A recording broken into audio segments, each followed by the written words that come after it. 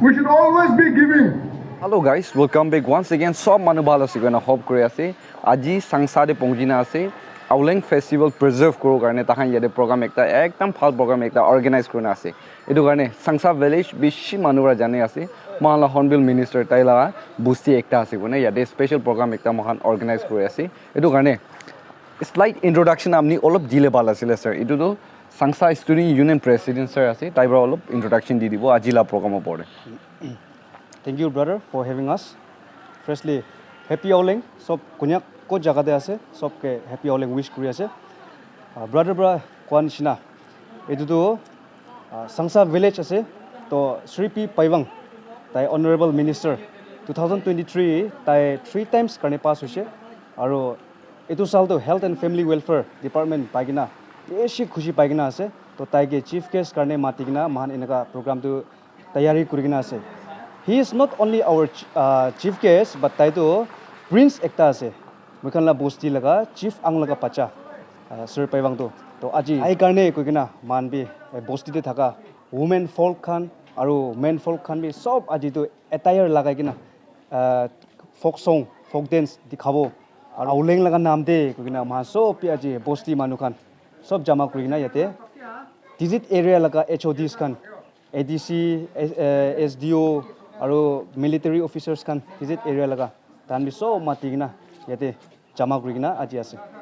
Anyways, brother, apni kan alag jaga de konyang manu khan inia organize kora dekhina khushi baina bhabna kore. Why? Because itu preserve koro pare, mahan recall back kore for fathers la life day. Kininga mahan condition ekta de thaka nisna always remember where you are but never forget from where you are. Ini ekta thaka nisna. So apni youngsters kan de encourage kurubo gole. Itu short point ekta ki dibo paro. Kunyak laga generations kan debi kole munja do itu mahala culture do kitiapi naharo nimite na preserve kuru nimite ekta sacrifice kurigina interest digina folk song folk dance kan debi not every time but at least during this occasion and all na inga kurigina preserve kurile phal kurina moi olop inga janai dias. Thank you so much. Okay. So let us enjoy the show na. Sure. Khushi bai se apni la introduction at the same time man sab manu alag jaga la thakili bi preserve kora dekhina appreciate kuri ase aru kurina jawode phal cheez tu goina itu bi moi add up kuri di ase. Etia program kina jawole ase itu amne opore pura one after another pothaule ase. So man sab manu enjoy koro goina hope kuri ase.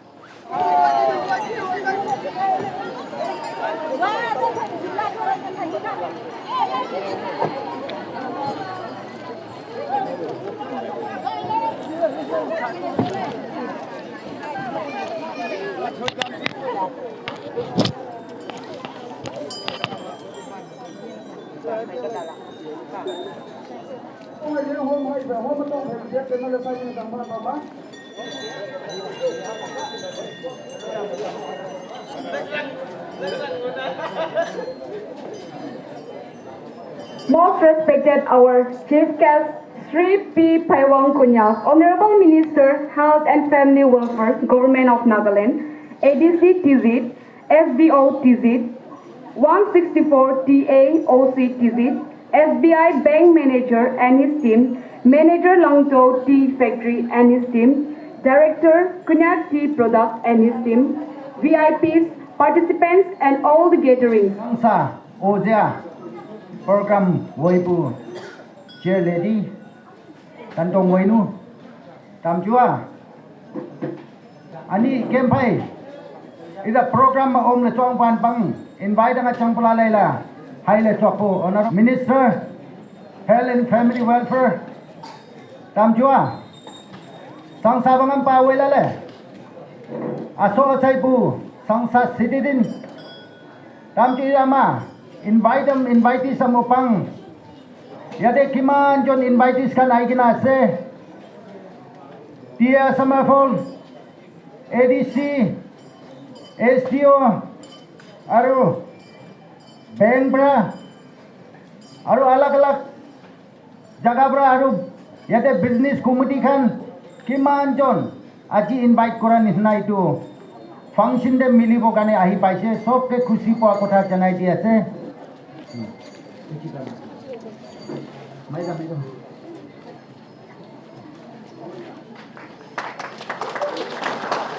Apu san maju, apa san maju, Oziama, vanga phuma gam ham yau. Ani lama sangsa kupa kudai kunu kunam kuting kunok humo zamang tonglo hai saling hai mananga nai singa manai la humo zamang ani lama ayo daile haga kemli leader boyman sa chomba sangsa kupa kudai kunu kunama tam chu tan chong tan na ma o zia la chen na ke si la kuna nga mai ma la khang go sam o zia la o pong pa zia ber nyak kya o pong pa azu ai ber nyak kya la mai ma la khang go sam apu ba da ton o zia la chen na nyak ke le go la aza ye tha bu do sa ling bu do zang chor na pai ma zang wang da zang chor na pai ma salis tuali kai bai ma zang da to poi zang da yo poi o zia la da nyak ke dai le hale ko ju o zia le bua ka malam lam ami zuwa kema zanmok to hulang obu zanmok zansa da hulala hom zang lam sai ka da hulala hom phai a zoi le kema mok asale haza tuka o zia le bua le le zanmok Atapi ho mazan mo ka zang wang lo sa ling bu chitai zang wang lo panjak zo pa chitai hala bi mazang wang lo ho ma hakha da khan le azai ya panjak ka zang wang thor da la azop ta ngole hale ko ju tu summer start ilang to wang gola zan mok zan sa mong mai le zan mok zan sa lai le hu tok to sataling atakai sanang hala bhai ma ti yang lai ai hala la zan mok zan sa ho ma hala azun la ngo pung ka lai la mong mai la azai tha le haza signifies ania la significant kem ju apu pa chan ma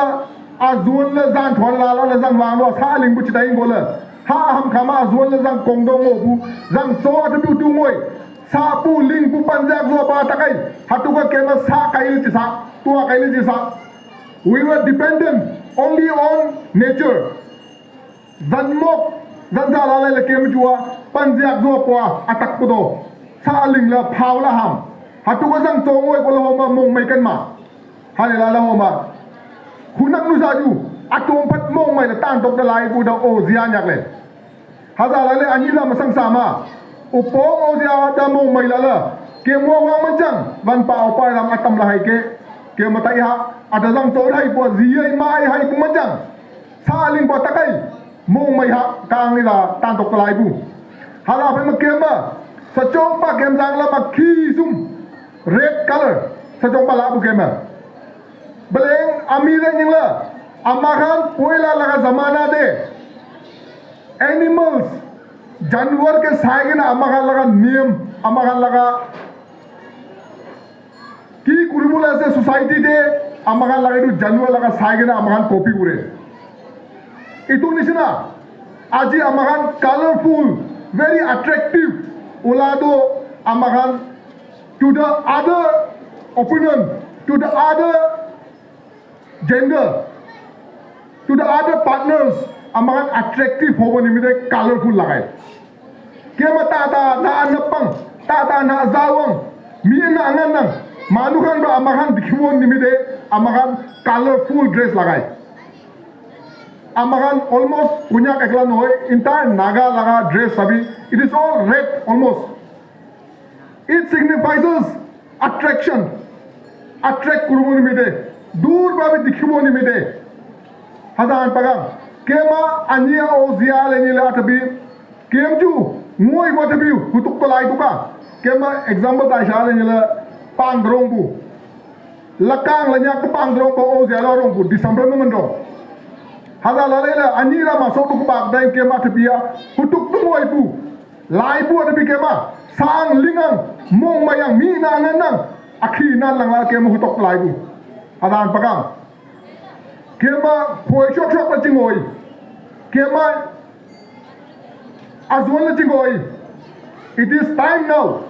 amahan animal laga world nisra poila amakan laga great grandfathers kan amakan laga grandfathers kan thaka nisna animal laga nature animal laga behavior sagena amakan way of life accept kura nisna amakan ulabo lage bahar dia as the summer comes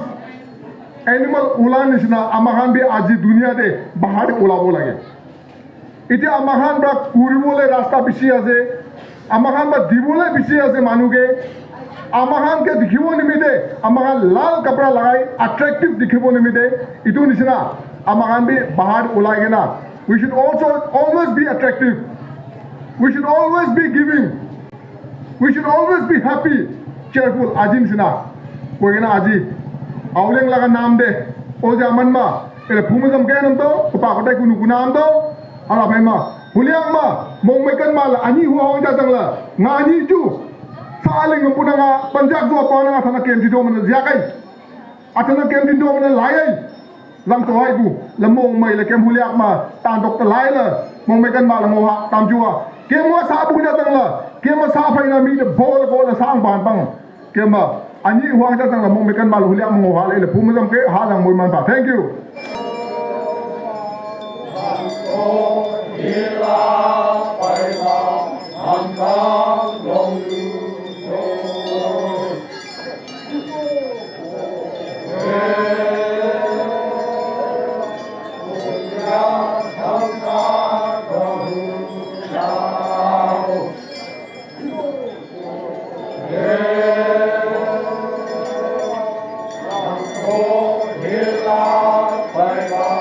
Hãy subscribe cho kênh Ghiền Mì Gõ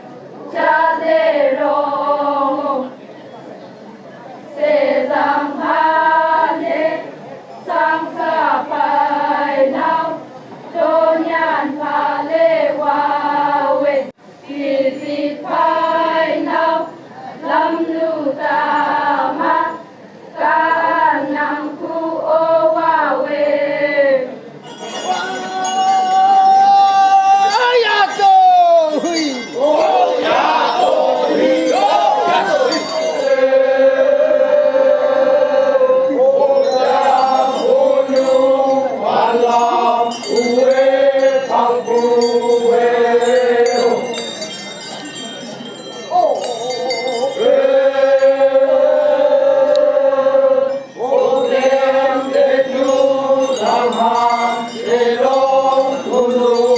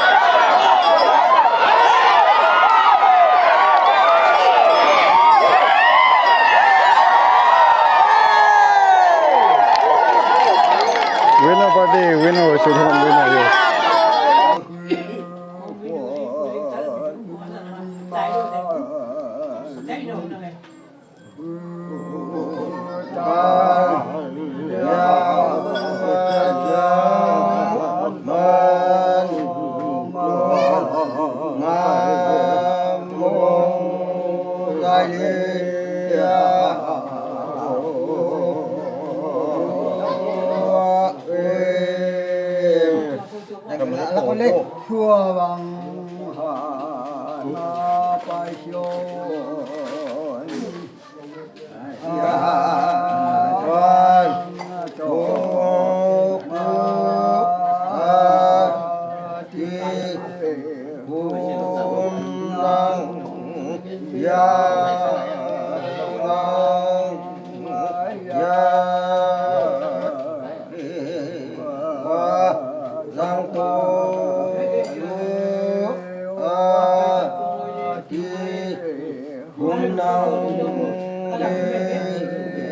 yang ka ang ya wa no pun nu ting sang kiếm tu na ao le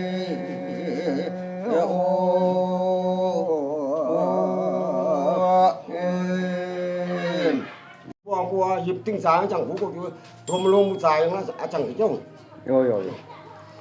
hoa kỳ hôm xoay sa pu chun hoa ya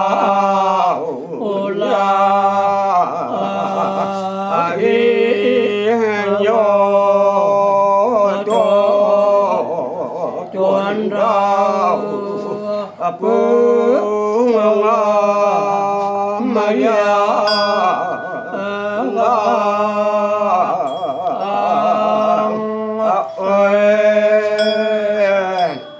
Malaman hai kia mong lên chăm ba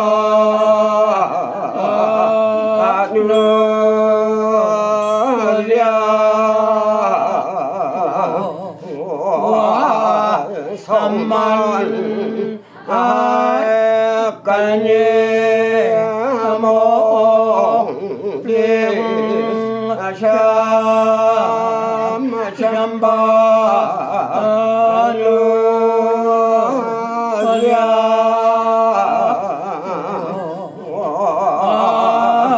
long song sát ma sa man yoe mong man la ma